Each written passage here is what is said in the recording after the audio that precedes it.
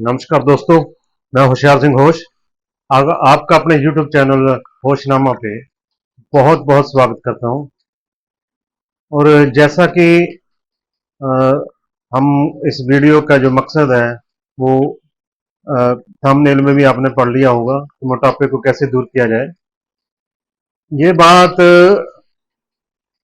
वो ज़्यादा समझ सकते हैं जिनको खुद को मोटापा रहा हो।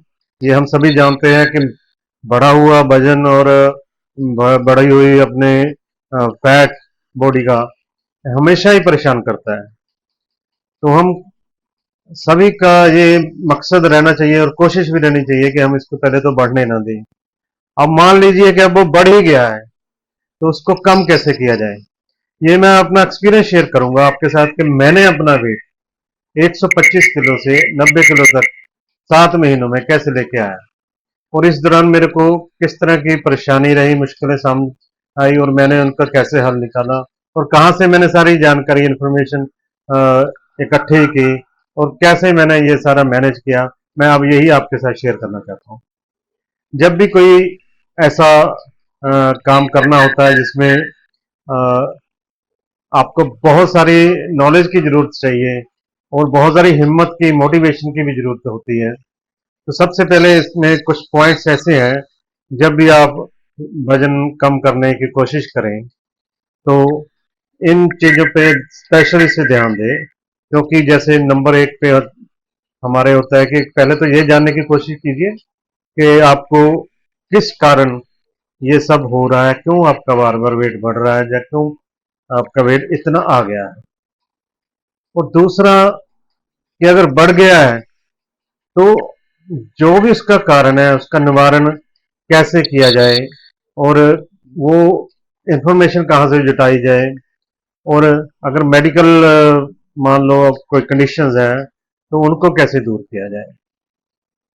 तीसरा पॉइंट होता है कि इस दौरान आपने दो मेन तरीके हैं, जो एक तो डाइटिंग होती है और एक होता है फास्टिंग। इनको दोनों को कैसे कॉम्बिनेशन में मैनेज करके इस्तेमाल किया जाए। चौथा है इसके लगातार मॉनिटरिंग। जब भी आप ये प्रोसेस वेट लॉस का कर रहे हो तो उसमें एक मॉनिटरिंग जो है, कंटिन्यूस मॉनिटरिंग चाहिए, ताकि आप देखते रहिए कि आप अपने रास्ते से भटक तो नहीं रहे हैं। अगर भटक रहे हैं तो आप फिर वापस, अगर मॉनिटरिंग सही होगी तो फिर वापस अपने रास्ते पे आ जाएंगे।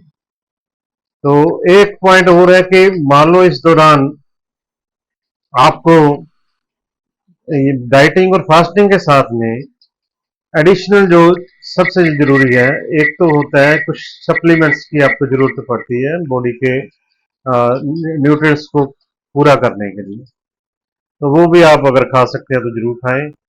और सबसे जरूरी है कि चाहे हल्की एक्सरसाइज करें, चाहे हल्का व्यायाम करें, और इसमें जो वॉकिंग है उसका क्या रोल है, ये हम सभी के बारे में अभी हम सारा डिस्कस करेंगे धीरे धीरे से। तो पहले पॉइंट्स पे आते हैं।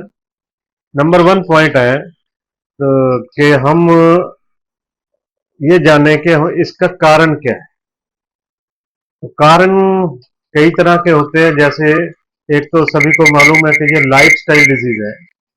लाइफस्टाइल डिजीज यानी कि आपकी जीवन शैली कैसी है, किस तरह का रहन सहन खान पीन है, वही आपका लाइफस्टाइल है। तो जैसे कुछ लोगों को एक्टिविटी कम करने की आदत होती है, या उनका दिनचर्या ऐसी होती है, या उनका काम में व्यस्तता ऐसी होती है कि एक्टिविटी उनकी बहुत कम हो जाती है। तो ऐसे लोगों को अक्सर मोटापा होने की शिकायत रहती है, क्योंकि या तो वो खाने को मैनेज, डाइटिंग को अपने मैनेज करें। ज्यादातर क्या होता है कि हम खा तो ज्यादा रहे हैं, काम उतना नहीं कर रहे हैं, तब भी मोटापा होने के चांसेस रहते हैं। दूसरा है कि आपको कोई मेडिकल कंडीशन है। जैसे इसमें सबसे अहम भूमिका होती है वो है इंसुलिन रेजिस्टेंस।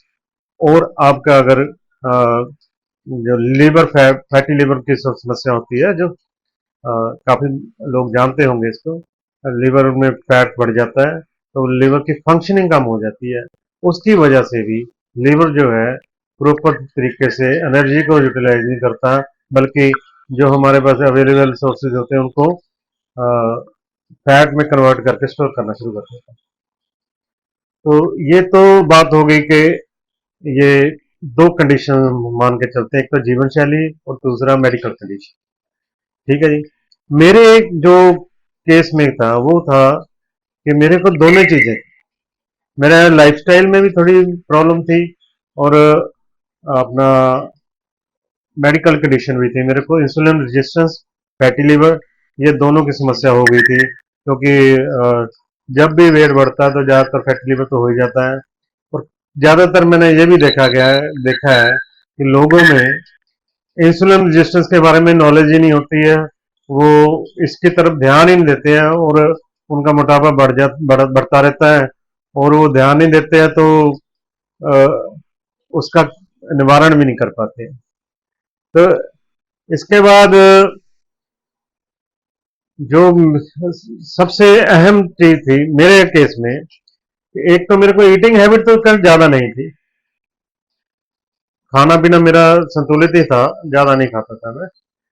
लेकिन एक ये इंसुलिन की रेजिस्टेंस मेरे को धीरे धीरे डेवलप हो गई थी, मुझे जिसके बारे में आइडिया था, लेकिन उसके कारण मेरे को इतना बड़ी परेशानी हो जाएगी, ये मैंने कभी अंदाजा नहीं लगाया था।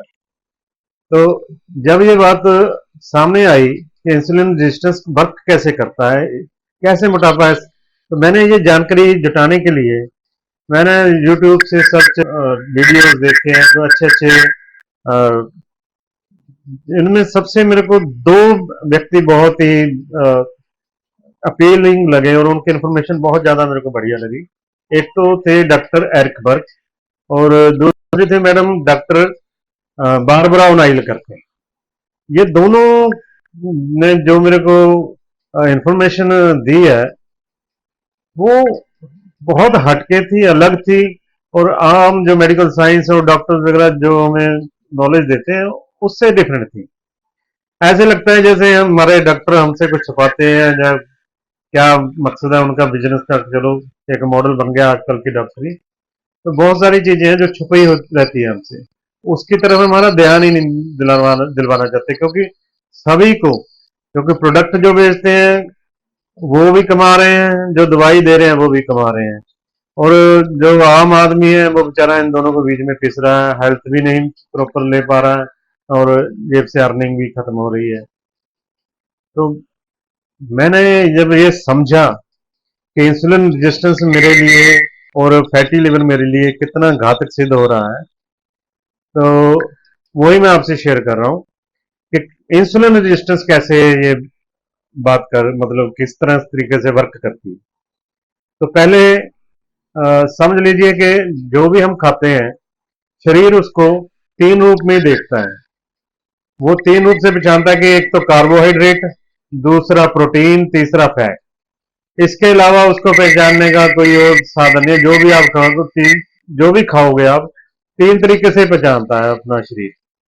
ठीक है जी।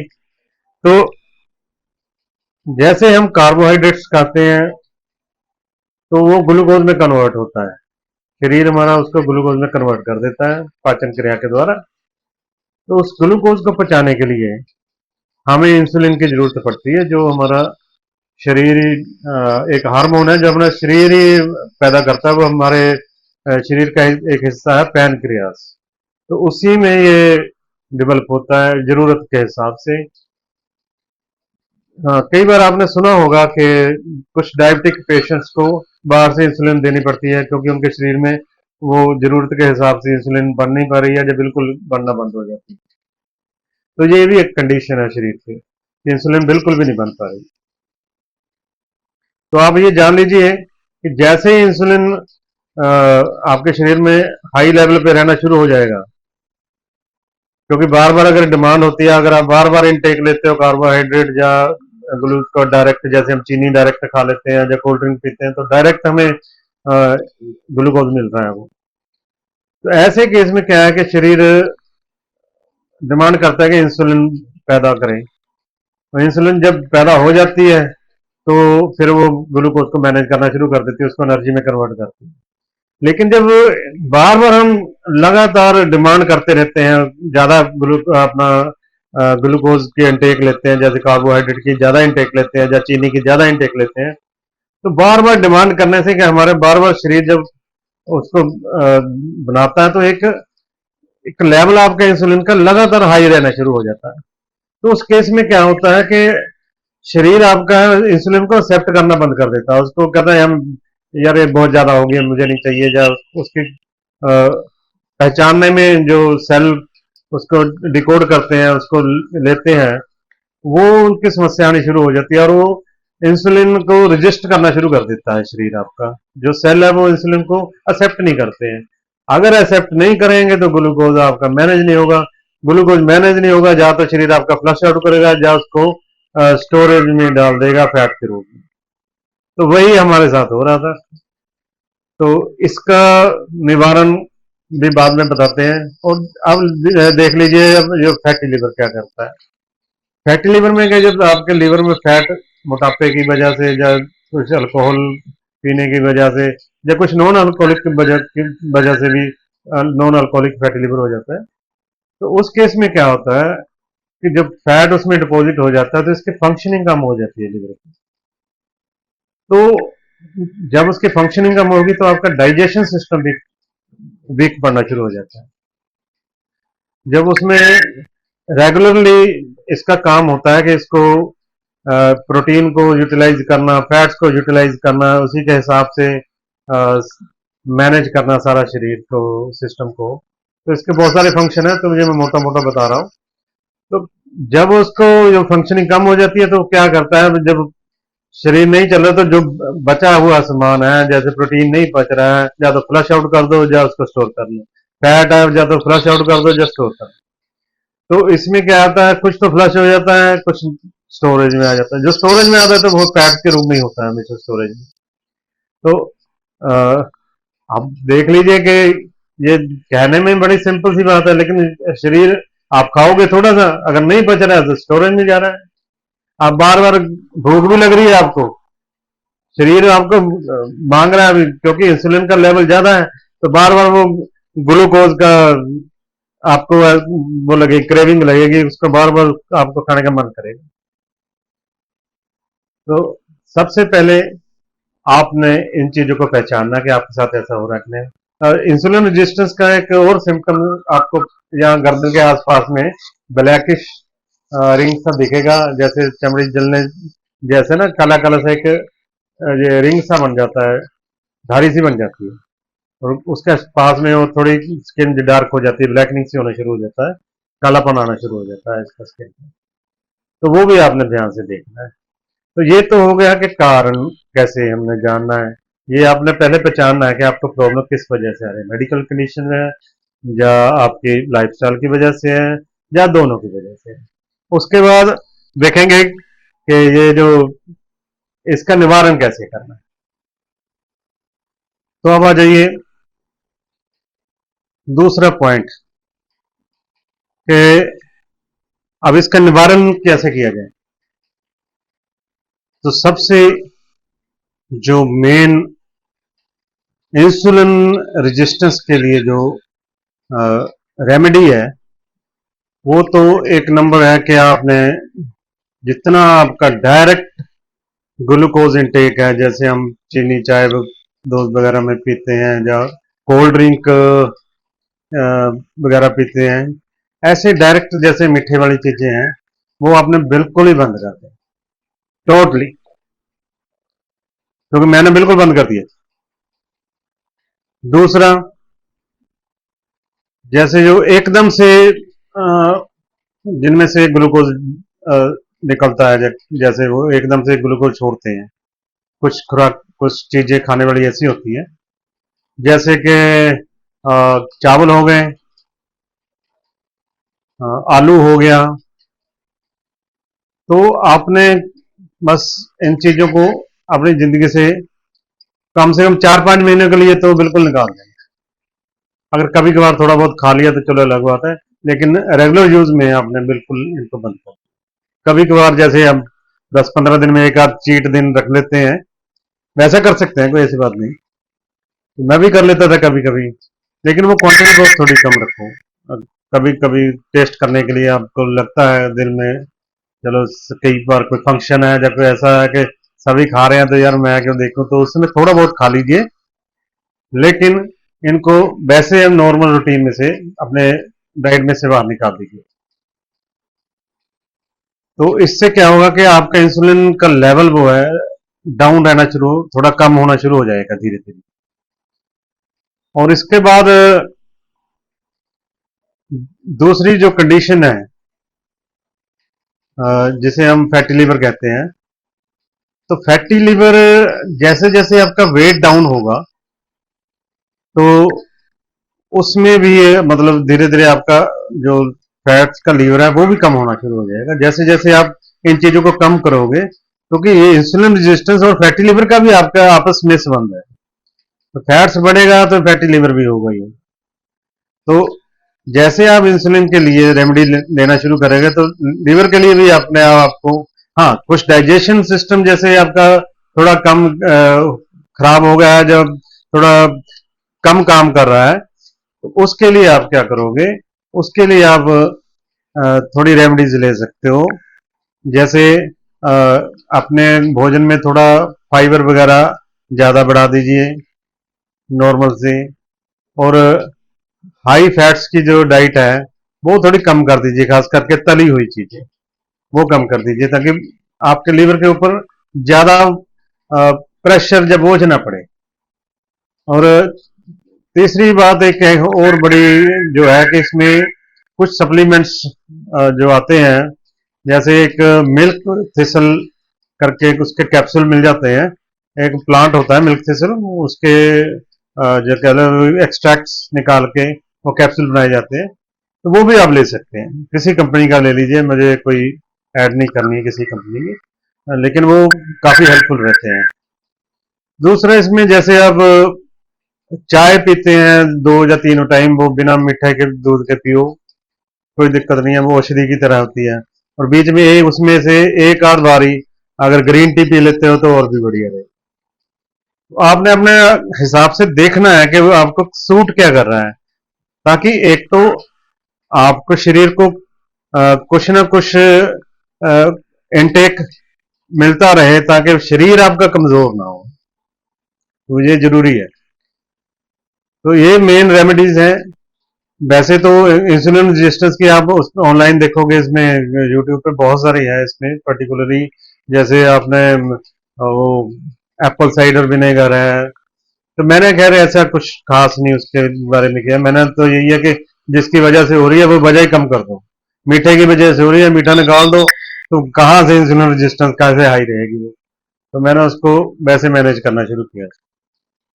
तो मैंने एक और चीज इसमें समझी कि बॉडी को रिपेयरिंग मोड में लेके आना बहुत जरूरी है।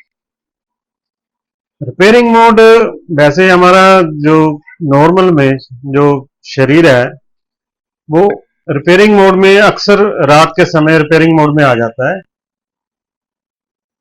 अगर आपने उसको रात के समय ज्यादा पेट में भर दिया, सामान खाया पिया ज्यादा, तो फिर वो रिपेयरिंग मोड में बेचारा आ नहीं पाता, वो उसी को पचाने के चक्कर में फंसा रहता है।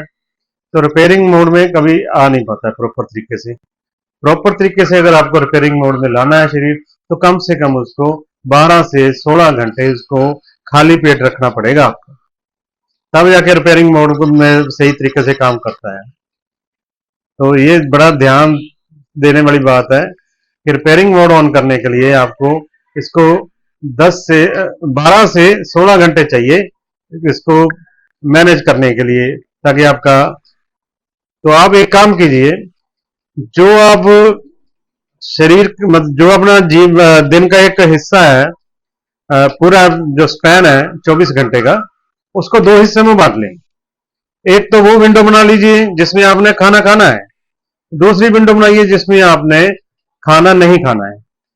तो जो जैसे खाना खाने की एक विंडो होगी, वो आप 12 घंटे की रख लेते हैं आप जनरली, और ऐसे विंडो जो नहीं खाने के वो भी 12 घंटे की। लेकिन अगर आप इस विंडो को जो ना खाने वाली है, अगर 12 से आप 16 घंटे कर देते हैं, तो वो कहलाती है इंटरमिटेंट फास्टिंग। और ये फास्टिंग बड़ी कमाल की फास्टिंग है। इसमें एक तो आपको रात का समय मिल जाता है, तो आराम से आप मैनेज कर पाते हैं, क्योंकि रात को आपने सोना ही होता है। तो जैसे आपका पेट जितना खाली रहेगा, आपको नींद भी बढ़िया आएगी, क्योंकि रिपेयरिंग मोड में शरीर लग जाएगा और आपकी बहुत सारी बीमारियां तो खुद ब खुद शरीर सेट करना शुरू कर देता है।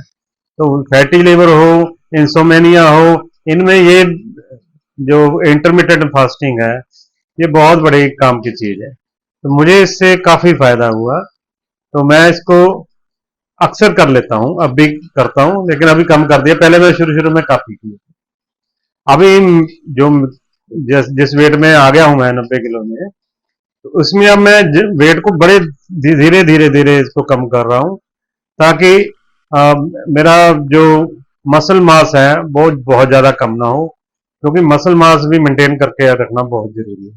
तो इसलिए मैं दोनों को मैनेज कर रहा हूँ। अब जो मेरा वेट लॉस हो रहा है वो धीरे धीरे धीरे हो रहा है, वो अब ग्राम्स में हो रहा है। वो मुझे उसमें कोई जल्दी नहीं है, क्योंकि मैं मैनेजेबल सिचुएशन में आ गया हूँ, जहां से मैं अपने बॉडी को मैनेज कर पा रहा हूँ। तो आपने अगर इंटरमीडिएट फास्टिंग शुरू कर दी, तो आपको बड़ी जल्दी उसके रिजल्ट निकलने दिखने शुरू हो जाएंगे। तो ये बहुत ही काम की चीज है, मेरी बात मान लीजिए। आप मेरे को बहुत बहुत थैंक्स करेंगे अगर आप ये शुरू कर देते हो, कि वाकई आपने कुछ चीज बताई थी। वैसे तो बहुत सारे चैनल पे आपको मिल जाएगी ये बातें।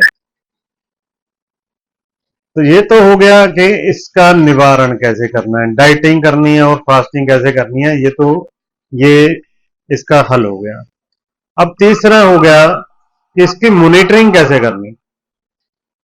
तो लगातार मॉनिटरिंग जो है वो बहुत ज्यादा इसेंशियल या जरूरी है इस सारे प्रोसेस में। तो मॉनिटरिंग से ही हम जान पाएंगे कि हम सही रास्ते पे जा रहे हैं कि नहीं जा रहे हैं। मॉनिटरिंग का बड़ा सिंपल सा मेथड है। एक स्केल लीजिए, वेइंग स्केल, जो 400-500 की मिल जाती है आम ऑनलाइन शॉपिंग उसमें साइट से। तो चाहे वो अमेजोन से ले लीजिए, फ्लिपकार्ट से लीजिए, किसी से भी लीजिए, मुझे कोई दिक्कत नहीं।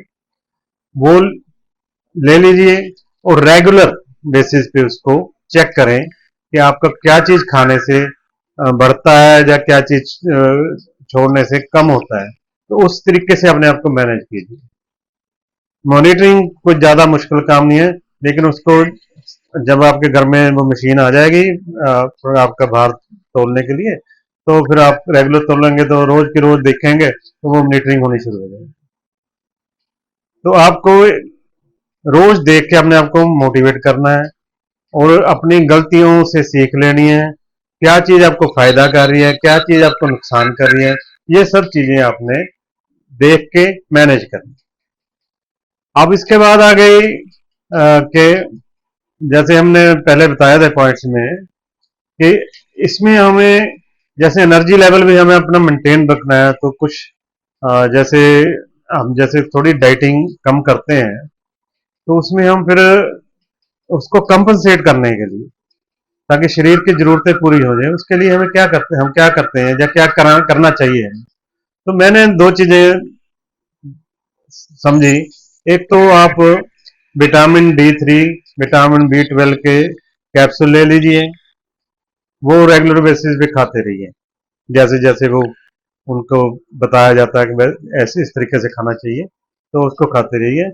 दूसरा, जैसे आप जैसे हमने खुराक में हमने अपनी जो इनटेक है वो थोड़ी कम कर दी है, तो उसको कंपनसेट करने के लिए क्या करें आप, भुने हुए चने या स्प्राउट्स, दालों के स्प्राउट्स हो गए, जिसे अंकुरित दालें कहते हैं हम, वो है उनको सलाद के साथ खा सकते हैं, या थोड़े भुने हुए चने खा सकते हैं, या हम नट्स खा सकते हैं, जैसे बादाम वगैरह हो गए, ये और ये सीड्स होते हैं, जैसे उसके चिया सीड्स हो गई हैं, सीसम सीड्स हो गए हैं, इनके मिक्सचर खा सकते हैं, ताकि आपको भूख कम लगे। और जैसे घी वगैरह है, इनका इसका इस्तेमाल भी करना शुरू कर दीजिए, क्योंकि घी भी बहुत जबरदस्त चीज है। लेकिन ये नहीं कि बहुत ज्यादा खाना, इसको कोशिश करिए कि रॉ खाया जाए, जैसे चम्मच आपकी रोटी है उसको लगा के खा सकते हैं, या थोड़ी सब्जी में एक चम्मच डाल लिया, इस तरीके से। मतलब उसके पीछे टूट नहीं पड़ना, आराम से मतलब थोड़ा बहुत खाते रहिए। ये भी आपको एनर्जी का एक बहुत बड़ा, क्योंकि जो फैट से एनर्जी मिलती है वो ग्लूकोज से कहीं ज्यादा लेवल की एनर्जी मिलती है, और ज्यादा देर सस्टेन रहने वाली एनर्जी मिलती है। तो आप ये भी अपनी जिंदगी में इस्तेमाल कर सकते हैं। अब पॉइंट आता है कि आपने अब ये सप्लीमेंट्स भी आपने सपोर्ट करना शुरू कर दिया अपने सिस्टम को। अब रह गई बात के साथ एक्सरसाइज कैसे की जाए। तो एक्सरसाइज करने के लिए देखो, जब भारी भरकम शरीर होता है तो हैवी एक्सरसाइज के बारे में तो भूल जाइए, करनी ही नहीं चाहिए। क्योंकि आपके शरीर के ऊपर अननेसेसरी एक प्रेशर या बोझ पड़ने की वजह से आपको कुछ ज्वाइंट्स या मसल डैमेज होने के चांसेस बने रहते हैं। तो आपने क्या करना है, हल्के हल्के एक्सरसाइज वगैरह करनी है। तो एक्सरसाइज सबसे बढ़िया तो है कि पहले वॉकिंग करें आप। जितना वॉकिंग कर सकते हैं उतना करिए, जितना सहज तरीके से कर पाते हैं। थोड़ा सा अपने आप को पुश भी करिए कई बार, क्योंकि थक जाता है जो हैवी शरीर है वो थक जाता है। तो आप अपने आप को पुश करिए। अगर ज्यादा नहीं चल पाते हैं तो 5 मिनट की वॉक करिए, 10 मिनट की वॉक करिए, बैठ जाइए फिर करिए। तो बार बार ऐसे रिपीट करिए। धीरे धीरे जब आपका रिदम बनना शुरू हो जाएगा तो फिर आपको आसान लगना शुरू हो जाता है। तो शुरू में ज्यादा अपने आप को प्रेशर नहीं डालना, धीरे धीरे से अपने आप को टाइम बढ़ाना शुरू करना है। और ऐसा नहीं है कि आपने कोई स्पेशल पर्टिकुलर एक दिन में टाइम बांध दिया, अभी सुबह वॉक करूंगा मैं, या शाम को करूंगा, या पार्क में ही करना है, या कहीं और करना है, ऐसे नहीं। जब यहाँ मौका मिले, जैसे आपको ऑफिस मिलता है थोड़ा बहुत वहां कर लीजिए, घर में मिलता है वहां, जहां 5-10 मिनट मिलते हैं ना, तो आप वॉक कर लीजिए। बैठने से अच्छा है कि वॉक कर लीजिए। एक तो ज्वाइंट्स वगैरह आपके जो कदम, जो आपके जो लोअर एरिया है, जो टांगे हैं आपकी, उनके जो ज्वाइंट्स हैं, जैसे नीज होगी और आपका एंकल हो गया, हिप ज्वाइंट हो गए, इनमें रिदम आना शुरू हो जाता है। जैसे जैसे रिदम बढ़ना शुरू होता है तो आप ये एक्सरसाइज करना भी शुरू कर सकते हैं। तो एक्सरसाइज सबसे सिंपल 3 एक्सरसाइज है जो मैं अभी आपको थोड़ा सा बता सकता हूं मैं। एक तो सबसे बढ़िया जो हल्की फुल्की एक्सरसाइज है, जो इसमें कुछ ज्यादा करने की जरूरत नहीं है। एक तो जैसे मान लीजिए हम ऐसे खड़े हैं, ऐसे ऐसे ऐसे ऐसे अपने एंकल को बस हाथ लगाना है, ठीक है। बस हल्का हल्का ऐसे, तकरीबन आप मतलब 30 रेपिटेशन से शुरू हुई है, और धीरे धीरे इसको 50, 60, 100 तक ले जाइए। उसके बाद आता है कि आपने सिंपल ये पोजीशन होती है कि ऐसे ऐसे ऐसे, ठीक है। ऐसे 30 बार कर लीजिए, 50 बार कर लीजिए, जैसे जैसे आप धीरे धीरे बढ़ा सकते हैं। ऐसी छोटी छोटी एक्सरसाइज है, आपको यूट्यूब पे बहुत कई मतलब वीडियोस में मिल जाएंगी जो स्पेशल एक्सरसाइज आपको बताएंगे कि ये हल्की एरोबिक्स वाली अ, जो तो बड़े आराम से आप कर सकते हैं। तो ये कोई ज्यादा रॉकेट साइंस नहीं है। धीरे धीरे आप बढ़ाएंगे तो आप बड़ी आसानी से मैनेज कर सकते हैं।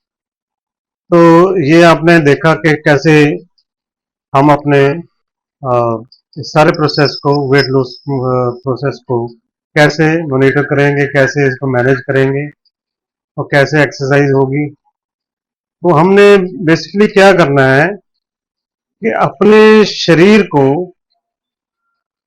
लो कार्बोहाइड्रेट हाइड्रेट वाली जो अपनी इनपुट्स है, या खुराक है, या डाइट है, उस पर लगाना है, और हाई प्रोटीन डाइट पे लगाना है।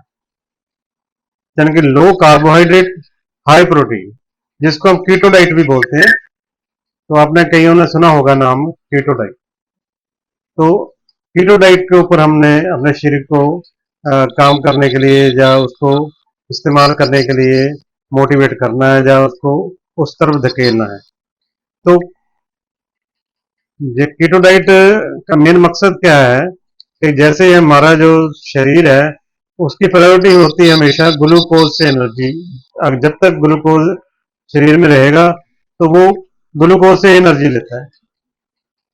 तो हमने क्या करना है, उसको प्रोटीन और फैट को यूज करने के लिए पुश करना है।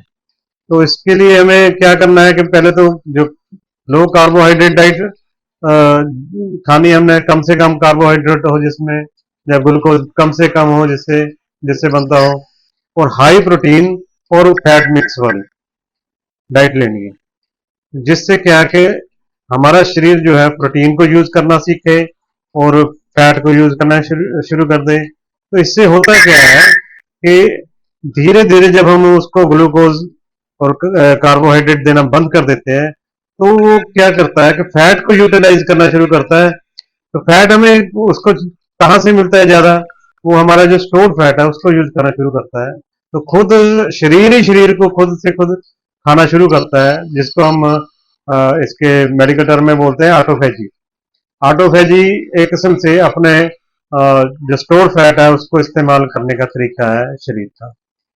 तो हमारा जो मकसद यही है कि शरीर अपने आप ही अपना फैट यूटिलाइज करे, और वो ही जो है कि अल्टीमेटली आपको जो आपका वेट लूज करने में मदद करेगा, क्योंकि वेट लूज होगा उसी तरीके से जो आपके जब आपका स्टोर जो फैट है इस्तेमाल होना चाहिए।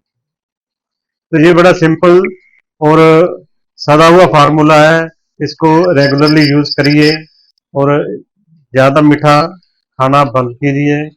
जो बाजारी मार्केट फूड जो जिसको हम पैकेट फूड बोलते हैं वो कम कर दीजिए और बंद कर दीजिए, तो फिर सुभान अल्लाह वाली बात है कि कमाल ही हो जाएगा फिर तो जिसमें ज़्यादा मैदा वगैरह हो, जो क्योंकि ये सारे फूड जो है ये इंस्टेंट, ये जैसे हाई कार्बोहाइड्रेट वाले फूड माने जाते हैं, जैसे ब्रेड हो गया, बिस्कुट हो गया, पिज्जा हो गया। जंक फूड तो ज्यादा होते हैं, और जो पैकेट फूड होते हैं ज्यादातर उनमें हल्का सा मीठा मिला रहता है ताकि आपको बार बार खाने की इच्छा हो। तो आपने उन चीजों से बचना है, घर का सिंपल भोजन करने की कोशिश करें। कभी कभी जो चीट डे मैंने बोल रखा है कि वो आप रख सकते हो, वो थोड़ा जुबान को भी थोड़ा सा जो ललचाती है उसको थोड़ा कंट्रोल करने के लिए, ताकि आपको मन में हो कि हाँ यार थोड़ा खा तो लिया, ऐसा कोई बात नहीं। तो इस तरीके से आप अपना वेट कम कर सकते हैं। आपको ये वीडियो कैसा लगा, मेरा ये जो इंफॉर्मेशन देने का तरीका, ये आपको कैसा अच्छा लगा, कैसे भी लगा, जो भी आपके व्यूज हो मेरे को कमेंट्स में जरूर बताएं। कुछ और अगर जानना चाहते हो, मैंने अपनी तरफ से कोशिश की आपको ज्यादा से ज्यादा जानकारी देने के लिए। फिर भी अगर आप कुछ और कोई क्वेश्चन होगा आपके मन में, वो कमेंट्स में आप लिख के पूछ सकते हो। तो आगे से कुछ और वीडियोस मैं बना पाऊँ, इसके लिए मेरे मोटिवेट करने के लिए भी आप कुछ कमेंट्स जरूर दे दीजिएगा। तो आज के लिए इतना ही, फिर मिलेंगे। Good bye.